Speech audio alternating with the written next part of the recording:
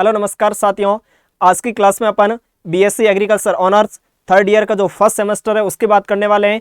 और उसका भी दोस्तों एक इम्पोर्टेंट टॉपिक, और उस टॉपिक का भी जैसे अपने पास जीपीबी मतलब इंटेलेक्चुअल प्रॉपर्टी राइट जीपीबी 312, उसकी दोस्तों आप मान के चलो एक क्लास है और एक क्लास में आप एक गुड स्कोर या बेस्ट स्कोर आप अच्छे से कर सकते हो। उस चैप्टर का या आप जिसको आईपीआर पूरा बोल सकते हो, उसका जितना भी कंक्लूजन या जिसका मतलब मेन जो हार्ट था उसको हार्ट को निकाल के हमने यहाँ लाने की इसको कोशिश की है। उसके साथ में जेआरएफ में यूपीएससी तक के क्वेश्चन आए हुए हमने इसके साथ में इंक्लूड किए हैं। ए ग्रेड A1 कंटेंट आपके सामने पेश किया जाएगा। तो दोस्तों आप इसको ज़्यादा से ज़्यादा अपने दोस्तों के साथ शेयर करें, अपने ज्ञान को आगे बांटें और माँ शारदा के आशीर्वाद के साथ आज की क्लास को अपन कंटिन्यू करते हैं। आज अपना जो सब्जेक्ट रहने वाला है वो सब्जेक्ट अपने पास में जीपीबी 312, शॉर्टकट में इसको अपन आईपीआर बोलते हैं, इंटेलेक्चुअल प्रॉपर्टी राइट। क्लियर दोस्तों? उसके बाद में अपन पढ़ते हैं अपने आज के फर्स्ट टॉपिक की ओर। इसको अपन आता है इसमें इंटेलेक्चुअल प्रॉपर्टी। पहले अपन ये देखते हैं कि इंटेलेक्चुअल प्रॉपर्टी होती क्या है। क्या दोस्तों इंटेलेक्चुअल प्रॉपर्टी होती क्या है? तो इंटेलेक्चुअल प्रॉपर्टी क्या होती है दोस्तों, इसमें कोई भी किसी भी व्यक्ति का कोई आइडिया हो सकता है, कोई अपनी डिजाइन हो सकती है पर्सनली, या फिर कोई नया इन्वेंशन मतलब नया कोई इनोवेशन करे, ठीक है, नया इन्वेंशन, या किसी के द्वारा लिखा गया कोई मैन्यूस्क्रिप्ट जिसका कोई यूजफुल एप्लीकेशन हो, ठीक है, ये सभी हो तो इसको अपन बोलते हैं इंटेलेक्चुअल प्रॉपर्टी राइट। मतलब कोई ना कोई पर्सनल जुगाड़ उसको अपन क्या बोलते हैं, इंटेलेक्चुअल प्रॉपर्टी। और उस प्रॉपर्टी को कोई उसका कोई दूसरा इसको यूज ना कर सके, या उसका बेनिफिशियल लाभ नहीं ले सके, या कोई गलत तरीके से यूज नहीं कर सकते, तो उसके लिए वो उसको प्रोटेक्ट करेगा। क्या करेगा दोस्तों? प्रोटेक्ट। और उसी प्रोटेक्ट करने को अपन क्या बोलते हैं, इंटेलेक्चुअल प्रॉपर्टी राइट। क्या बोलते हैं दोस्तों? इंटेलेक्चुअल प्रॉपर्टी राइट उसको बोला जाता है। क्या करेगा वो अपने जो आइडिया है इसको प्रोटेक्ट करेगा, ठीक है। तो इसके लिए वो क्या करेगा, और प्रोटेक्ट क्यों करते हैं, क्योंकि कोई अदर पर्सन मतलब कोई तीसरा ही पर्सन उसका आईपी मतलब इंटेलेक्चुअल प्रॉपर्टी का, उसके विचार का, उसके आइडिया का, उसके इनोवेशन का, या उसके मैन्यूस्क्रिप्ट का कोई गलत यूज ना करे, या फिर कोई इकोनॉमिक या फिर इसमें बेनिफिट यूज ना ले रहे उसका। इसके लिए उसको क्या करते हैं अपन, प्रोटेक्ट किया जाता है, ठीक है। और दोस्तों क्या इसमें अब आता है आपके पास में आईपीआर। क्या दोस्तों? आईपीआर फुल फॉर्म याद रखना आप, इंटेलेक्चुअल प्रॉपर्टी राइट। हो सकता है 1 नंबर वाला क्वेश्चन है वहां फुल फॉर्म भी पूछ ले आपको, इतनी आसान सी, ठीक है। सीधी बात है, एक लाइन आपके एग्जाम आई हुई है इसमें, आविष्कार करने वाले का अधिकार। क्या दोस्तों?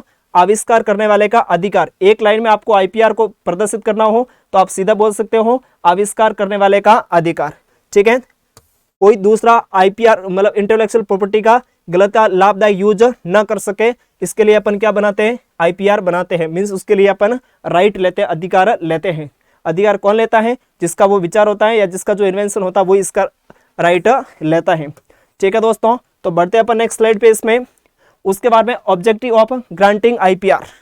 आईपीआर रहने के इसके ऑब्जेक्टिव क्या है, तो कौन कौन से ऑब्जेक्टिव है, और मान के चलो ये क्वेश्चन आपके एग्जाम में आएगा, 100% आपके ये एग्जाम में आएगा ही आएगा, ठीक है। तो दोस्तों इसमें किसी भी इंस्टीट्यूट का परफॉर्मेंस, क्या दोस्तों, किसी भी इंस्टीट्यूट का प्रोफेशनल लेवल बढ़ाता है।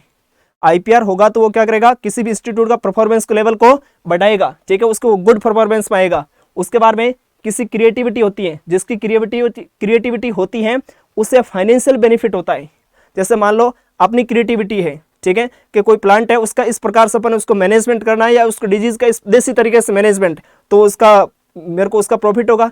मैंने जैसे कोई बुक लिखी है तो मेरे को उसका प्रॉफिट आएगा, जितनी बुक सेल होगी उतनी। इस प्रकार से जिसकी क्रिएटिविटी मतलब जिसका आइडिया है उसको क्या आता है, फाइनेंशियल पैसा मिलता है उसको, ठीक है। उसके बाद में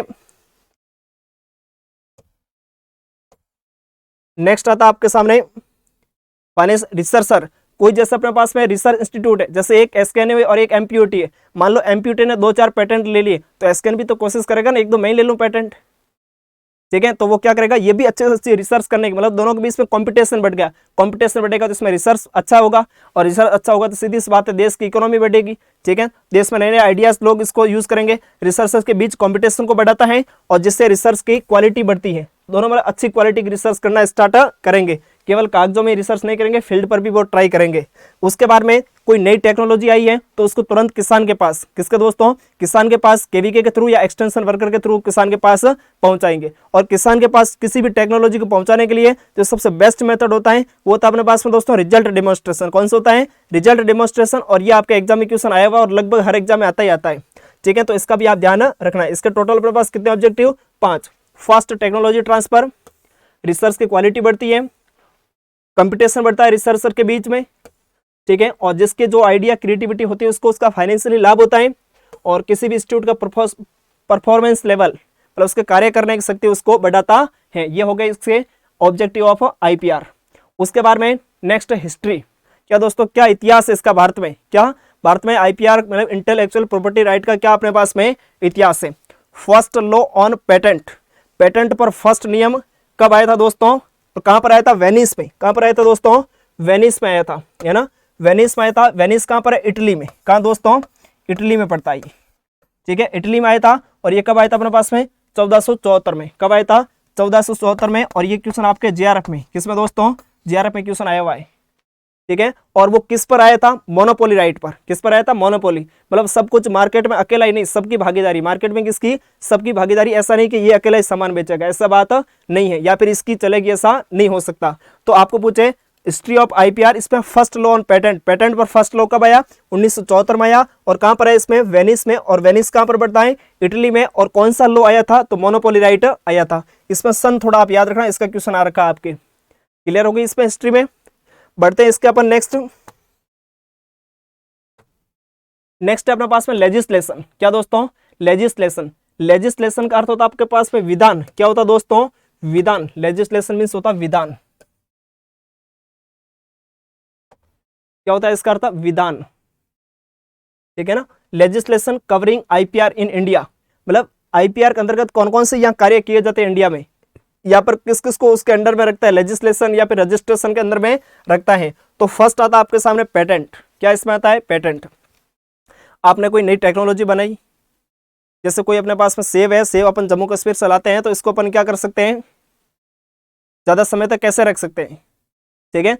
उसको अपन क्या करेंगे, ज्यादा समय तक रखने के लिए कोई ऐसा कोई फ्रीजर या कोई जीरो एनर्जी कूल चैम्बर जैसा कुछ बनाया, तो उसको अपन क्या करेंगे, उसको पेटेंट करवाएंगे। मतलब वो अपनी टेक्निक है, क्या है, अपनी टेक्निक है, ठीक है ना। जैसे कोई किसी का चूहा पकड़ने का है, चूहा पकड़ने का, तो वो अपनी टेक्निक है, उसको रजिस्टर्ड करवाएगा, तो उसको अपन बोलते हैं पेटेंट, सीधी सी लैंग्वेज में बोले तो, ठीक है। पेटेंट एक्ट कब आया था, तो पेटेंट एक्ट आया था आपके पास कब दोस्तों, इसमें 1970 में। कब आया था, 1970 में। ये क्वेश्चन भी आपके एग्जाम में आया हुआ है, और ये क्वेश्चन आया यूपीएससी में। किसमें आया दोस्तों, यूपीएससी में तक एग्रीकल्चर में क्वेश्चन आया हुआ है।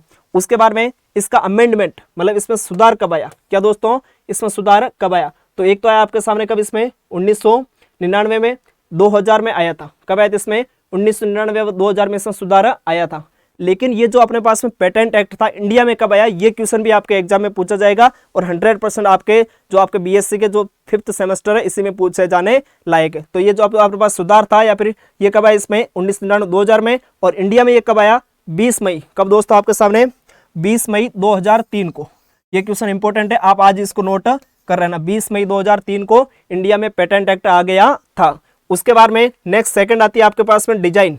कौन आती है इसमें, डिजाइन। फर्स्ट अपन ने पेटेंट पढ़ लिया, पेटेंट के बारे में इंडिया वाला आप याद रखना, और उसके बारे में याद रहे तो फर्स्ट पेटेंट एक्ट ये 1970, दो बातें याद रख लेना, ठीक है। उसके बाद डिजाइन, कोई किसी की पर्टिकुलर डिजाइन है, ठीक है, कोई हस्तकलाकारी अच्छी करता है, तो उसको आप डिजाइन को क्या करवाएगा, उसको रजिस्टर्ड करवाएगा, आईपीआर लेगा, उसके आईपीआर है तो उसको उस पर राइट्स लेगा वो। तो डिजाइन है, तो डिजाइन के 2 एक्ट है, एक तो पहले आया और एक बाद में आया। अर्लियर डिजाइन एक्ट 1911 और न्यू डिजाइन एक्ट 2000 में आया था, ठीक है। ज्यादा पूछा नहीं जाता है, फिर भी आप इसको याद रख सकते हो। उसके बाद में ट्रेडमार्क, जैसे कोई भी इंस्टीट्यूट चलता है उसका लोगो होता है, क्या होता है दोस्तों, लोगो। उसी लोगो को अपन क्या बोलते हैं, ट्रेडमार्क। क्या बोलते हैं, ट्रेडमार्क, ठीक है। तो इसमें ट्रेडमार्क है, और ट्रेडमार्क मर्चेंडाइज मार्क एक्ट ये कब आए थे इसमें, 1958। कब आए दोस्तों, 1958। ट्रेडमार्क मर्चेंडाइज मार्क एक्ट 1958 में आया था। लेकिन आपको पूछे इसमें न्यू ट्रेडमार्क एक्ट, क्या दोस्तों, न्यू ट्रेडमार्क एक्ट, तो ये कब आया था, 1999 में। कब आया दोस्तों, 1999 में, ठीक है। और उसके बाद में आपको पूछे ट्रेडमार्क मर्चेंडाइज मार्क एक्ट 1958 में। इंडिया में प्रभावी कब से हुआ, 15 सितंबर 2003। आज भी आप इसको इसको नोट कर लेना अच्छे से। और ये क्वेश्चन आपके कई बार एग्जाम आया हुआ है, क्या दोस्तों, कई बार एग्जाम आया हुआ है। भारत में कब आया, बाकी इसको रामायण को नहीं पूछता, भारत में कब आया, तो भारत में 15 सितंबर 2003 को आया था। जैसा क्वेश्चन है आपका ये इंपॉर्टेंट है, और वैसा क्वेश्चन आपके ये वाला भी इंपॉर्टेंट है, ठीक है, कि पेटेंट था वो अपने पास में इंडिया में कब आया, 20 मई 2003 को, ठीक है। और आपको पूछे इसमें ट्रेडमार्क कब आया, तो ट्रेडमार्क कब आया, 15 सितंबर 2003 को। ठीक है दोस्तों, 2 क्वेश्चन है वेरी इंपॉर्टेंट आपके, एक ग्रेड के क्वेश्चन है। उसके बाद में नेक्स्ट आता है अपने पास कॉपीराइट। ठीक है, जैसे कोई एक वीडियो है तो उसको कोई कहीं से डाउनलोड करके उसको और कहीं अपलोड कर दे यूट्यूब से, तो यूट्यूब से अगर और कहीं करेगा तो वो पहले चैनल वाला उसके ऊपर क्या लगेगा, कॉपीराइट, कि ये कंटेंट मेरा है। ठीक है, तो कॉपीराइट एक्ट था, तो कॉपीराइट एक्ट 1957 में आया। कब आया दोस्तों, फर्स्ट टाइम 1957 में आया था। और इसके भी कॉपीराइट रूल, दोनों में फर्क है। ऊपर कौन कॉपीराइट एक्ट की बात कर रहा है और इसमें कॉपीराइट नियम मतलब रूल की बात कर रहा है। ये जस्ट इसके 1 साल बाद 1958 में आ गया, और वो कब, इसमें 1957 में। ठीक है, इसके अमेंडमेंट भी आए हैं। इसके अमेंडमेंट कब कब आए हैं, 1983, 84, 92, 94 और 99 में इसके क्या अमेंडमेंट आए। अमेंडमेंट सुधार, क्या हुआ इसमें सुधार। जैसे आज कोई नियम आया है तो हो सकता है समय के साथ स्थितियां बदली हो तो उसमें सुधार की आवश्यकता पड़ी है, तो जब जब भी सुधार की आवश्यकता पड़ी तो नियम में क्या किया, इसमें चेंजेस किया गया। और मुख्यतः जो डेट पूछी जाती है, जो प्रेजेंट टाइम में सुधार आए हुए उसकी डेट पूछी जाती है आपके। ठीक है, उसके बाद में नेक्स्ट आता है layout design of integrated circuits. इसका एक आप ध्यान रख सकते हो, इसमें semiconductor integrated circuit layout design act, ये कब आया था, 2000 में। कब आया था दोस्तों, 2000 में आया था। वैसे पूछा नहीं जाता इसको सेमीकंडक्टर वाले को। उसके बाद में प्रोटेक्शन ऑफ अनडिस्क्लोज इंफॉर्मेशन। ठीक है, किसको प्रोटेक्ट करने के लिए, अनडिस्क्लोज मतलब किसी को भी पता नहीं है, किसी को भी पता नहीं है, उसको प्रोटेक्ट करने के लिए अपन एक्ट आया था 1872 में। कब आया था, 1872 में एक्ट आया था। इसको भी आप याद रख सकते हो। उसके बाद में वेरी इंपॉर्टेंट, क्या दोस्तों, वेरी इंपॉर्टेंट जीआई टैग। कौन सा टैग, जीआई टैग, या इसको अपन बोलते हैं जियोग्राफिकल इंडिकेशन। क्या बोलते हैं, जियोग्राफिकल इंडिकेशन। कोई भी पर्टिकुलर स्थान पर कोई विशेष चीज है वो उसका वहां महत्व रखती है, वहां पर ज्यादा उत्पादन होती है या फिर वहां की फेमस है, तो उसके लिए अपन को क्या मिलता है, भौगोलिक टैग, या फिर इसको अपन बोलते हैं GI tag.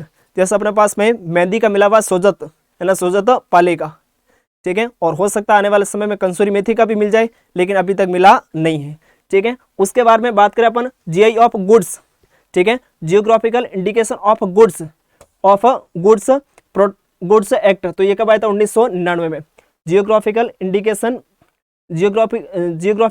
Of goods act कब आया, 1999 में। और इसके कोष्ठ में क्या लिखना है, इसमें रजिस्ट्रेशन एंड प्रोटेक्शन, उसको रजिस्टर्ड करता है और इसको प्रोटेक्शन करता है। ये क्वेश्चन पूछने लायक है, और हो सकता है ये भी पूछ ले आपके पास कौन सा, मेहंदी वाला, तो आप इसको ध्यान रखना।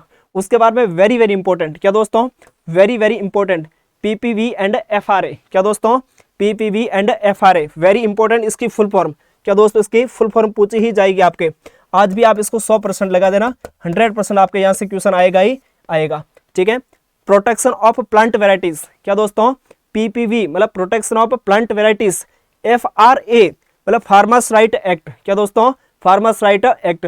अपने लगभग इंडिया की जो इसका मेन ऑफिस है वो पड़ती है आपके कहाँ पर, इसमें नई दिल्ली में। और नई दिल्ली में भी जस्ट जो नेशनल एकेडमी है उसके जस्ट पीछे की साइड में आती है इसके ऑफिस।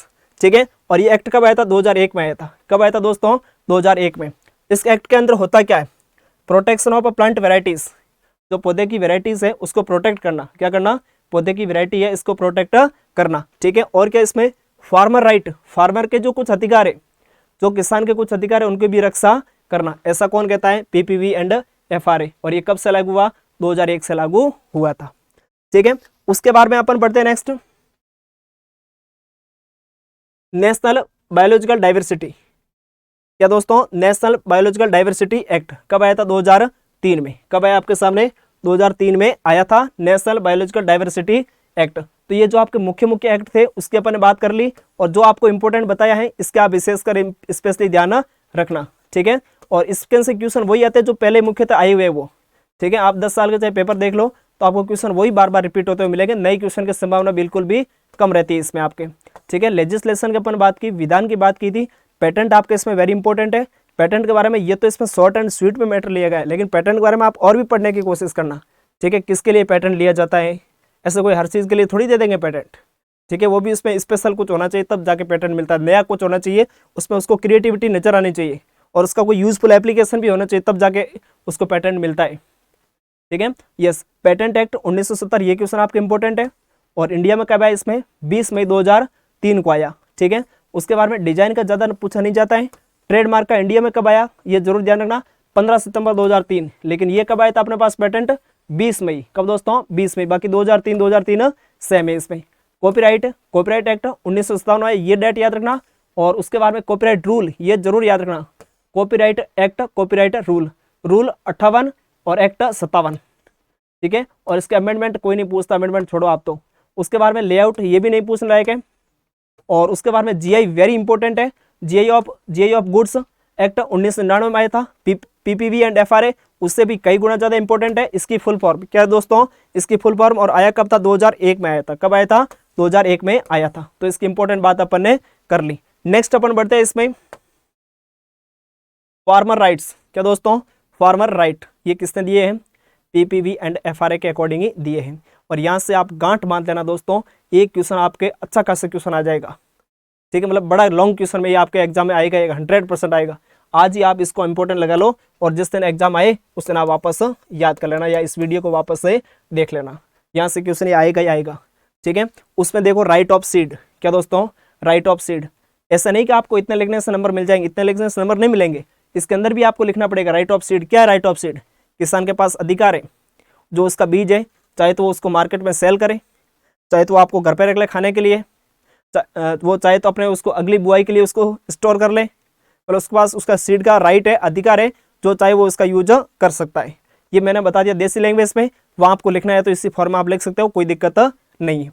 सेकंड है आपके पास में राइट ऑफ रजिस्ट्रेशन। क्या दोस्तों, राइट ऑफ रजिस्ट्रेशन, मान लो किसान के खेत में वैरायटी हो रही थी, वो तो देसी वैरायटी उगा रहा था, और पता नहीं कहाँ से म्यूटेशन हो, अच्छी मतलब अच्छा उत्पादन होने लगा एक वैरायटी का, एक पौधे का, मतलब एक फील्ड में अच्छा उत्पादन होने लग गया। तो जिसका अच्छा उत्पादन होने लग गया वो क्या करेगा, उसको एक वैरायटी के रूप में रजिस्टर्ड भी करवा सकता है, वैरायटी के रूप में रजिस्टर्ड भी करवा सकता है, तो उसको रजिस्टर्ड भी वो करवा लेगा, ठीक है। उसके बाद में नेक्स्ट है राइट ऑफ रिवार्ड।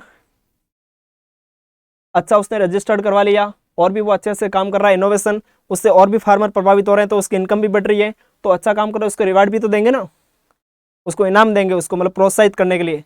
और समय समय पर जो ऐसे यूज मतलब स्टेट यूनिवर्सिटी होती है वो यही कार्य करती है। कार्य तो मेनली केवी के होता है, लेकिन केवी पे भी अलग ही करता है, लेकिन मुख्यतः अपने यूनिवर्सिटी भी ये कार्य करती है अवार्ड देने का किसान को। राइट ऑफ बेनिफिट शेयरिंग, ठीक है, किसान चाहे तो, क्या दोस्तों, किसान चाहे तो, जैसे अपनी जो रजिस्टर्ड वेराइटी थी वो इसने रजिस्टर्ड करवाई और क्या किया, उसको पूरे मार्केट में उसको सेल कर दिया, तो बाकी जो इससे बेनिफिट्स कमाएंगे वो किसान के साथ भी शेयर करेंगे, ठीक है। उसके बाद में नेक्स्ट आता है इसमें right of compensation. Right of compensation, compensation mean मुआवजा। पता चला उसने कोई रजिस्टर्ड वैरायटी खरीद के लाया मार्केट से, और लाते वो उस साल उसका उत्पादन हुआ ही नहीं, या गवर्नमेंट की तरफ से सीड मिले उसका उत्पादन हुआ ही नहीं, या फिर बिल्कुल कम उत्पादन हो गया, जैसे उसके जो इनपुट डाला था वही इसमें मतलब नहीं बैठ रहा सिस्टम, तो नहीं बैठ रहा, तो ऐसी कंडीशन में उस किसान को गवर्नमेंट की तरफ से या जिस कंपनी के काम में ले रहे हैं उसका उसके पास बिल होना चाहिए, मुआवजा उसको मिलना चाहिए, हालांकि मिलता भी है, उसके पास हालांकि बिल होना चाहिए, क्लियर। उसके बाद में right of seed registration variety, किसान को, किसको दोस्तों, किसान को एक रजिस्टर्ड बीज, क्या दोस्तों, रजिस्टर्ड बीज इन द सेंस कि एक अच्छी खासी क्वालिटी के रजिस्टर्ड बीज या कोई वेराइटी किसान को एक रीजनेबल कॉस्ट पर उपलब्ध होने चाहिए। ऐसा नहीं किसान मार्केट में जाए तो कि 5,000 रुपये केजी सीड है, ऐसी बात नहीं, एक रीजनेबल जो भी कॉस्ट होती है उस कॉस्ट पर किसान को उपलब्ध होने चाहिए या फिर उपलब्ध करवाने चाहिए। और ये उपलब्ध करवाने का कार्य कौन करता है, तो ये वही करता है अपने पास में पीपीवी एंड एफआरए। कौन दोस्तों, पीपीवी एंड एफआरए 2001। इस एक्ट के अकॉर्डिंग ये अपने पास किसके रूल हो गए, फार्मर के राइट हो गए, और इस राइट से आपके पक्का ही क्वेश्चन आने वाला है। और ये अपने पास में first right of seed, right of registration, right of reward, right of benefit sharing, right of compensation और right of seed of registered variety, ठीक है। इसको आप अच्छे से याद रखना, और हर एक में एक एक दो लाइन आपको लिखनी है। कितना बड़ा क्वेश्चन है इस पर डिपेंड करता है। पता चला 2 नंबर का क्वेश्चन आया तो आप इसके अंदर थोड़ी लिखो, सीधे नाम लिखो इसमें, ठीक है। इस प्रकार से कितना बड़ा क्वेश्चन है उसके अकॉर्डिंग डिपेंड करेगा। तो दोस्तों आज की क्लास हो गई अपने पास आईपीआर की, और जो आपके जीपीबी 312 का है। मुख्यतः इसमें मोस्ट ऑफ द अपन इसका जितनी भी हार्ड था इसको अपन यहाँ लाने की कोशिश की है, और भी अगर इस पे हमको लगेगा एक ओल्ड पेपर भी सॉल्व करवा देंगे, उसके बाद आपको ये देखने की आवश्यकता नहीं है, इतना इसमें दम नहीं है कि इतना अपन टाइम दे इसको। तो दोस्तों हम मिलते हैं अगली क्लास में, तब तक के लिए धन्यवाद। और आपका दोस्तों कर्तव्य बनता है, और मैं कहता हूँ जिंदगी में जहाँ से अपन को सीखना मिले, सीखने को मिले, सीखना चाहिए और उसको आगे भी शेयर करना चाहिए। थैंक यू दोस्तों।